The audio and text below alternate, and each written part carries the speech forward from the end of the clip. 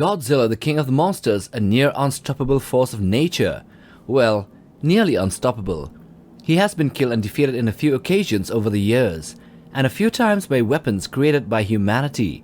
So here in this video we will showcase 5 deadly weapons that have put down the Big G, or at least stopped him in his tracks. And no, we won't be including the Mechagodzillas here.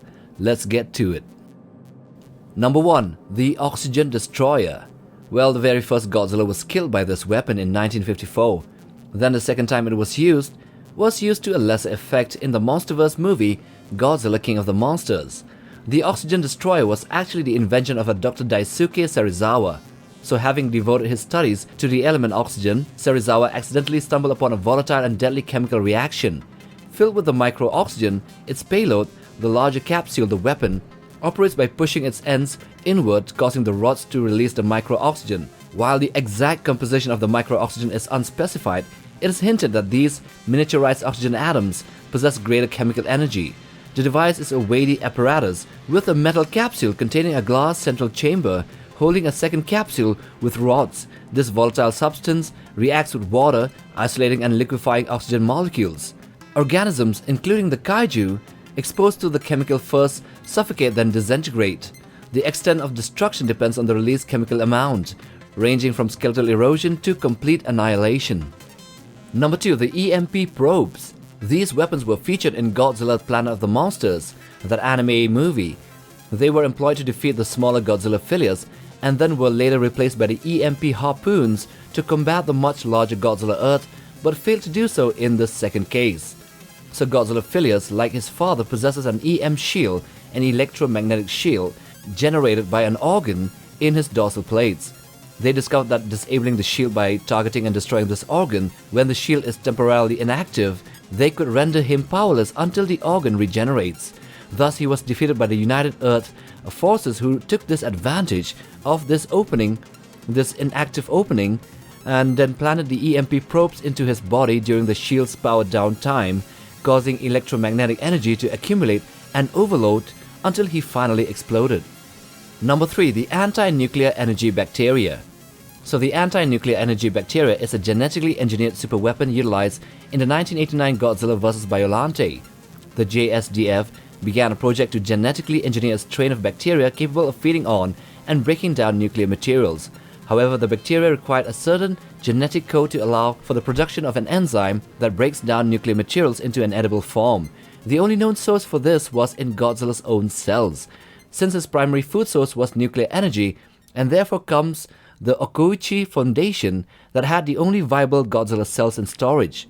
So they developed it, and during the battle between Biollante and Godzilla, they fired rockets filled with the bioweapon against the G-Man. At first it didn't seem to have any effect, but when they fired the Maser cannon, the temperature was increased and the bacteria was activated and multiplied like crazy, rendering Godzilla too weak to fight and almost died, only to be saved by the cold waves of the ocean lowering down his body temperature.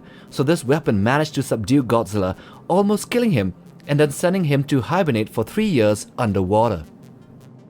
Number 4. The Blood Coagulant. This liquid was used as a last-ditch effort and as a chemical weapon to subdue Shin Godzilla. The blood coagulant mentioned in the movie is a substance designed to freeze Godzilla's blood and immobilize him. Shin Godzilla was prone to overheating after evolving, as well as firing his atomic breath attacks, therefore sending him to a temporary state of dormancy to cool down. So here the chemical, referred to as the blood coagulating drug, was meant to keep Shin Godzilla in that state of dormancy indefinitely. So the protagonist and his team were employed and worked to formulate this drug as a part of Operation Yashiori, and after overcoming initial difficulties in creating the formula, they later succeeded and initiated the plan during the final battle with Godzilla. The first attempt failed due to Godzilla's spare power, which he uses to counterattack with his atomic breath. However, the second attempt succeeded, with 80% of the coagulant injected into Godzilla.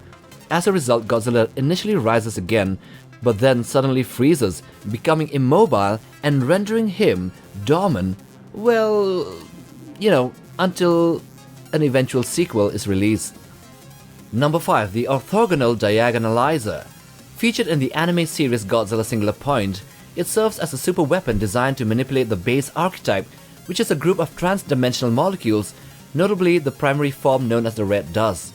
These molecules exist transdimensionally, extending to other dimensions, forming the basis of the body and structure of Godzilla and other kaijus in the series. The Orthogonal Diagonalizer represents the 13th and ultimate form of the archetype, achievable only through the super-dimensional calculator. Upon activation within a matrix of red dust, it initiates a reaction causing the rapid consolidation of red dust particles into massive blue crystals. The unfortunate kaiju caught in this process are swiftly immobilized or killed as they become impaled by the growing crystal formations, coming mainly from themselves. This weapon was activated by Jet Jaguar in the final battle against Godzilla Ultima, killing both itself and the Big G in the process. So those are the 5 super weapons that defeated Godzilla. And if you like this video, then watch this other one as well, and if you're more interested in other movie monsters, then check out our channel. We might just have things that you haven't seen before. Like, subscribe, and we'll see you in the next video. Take care, fam.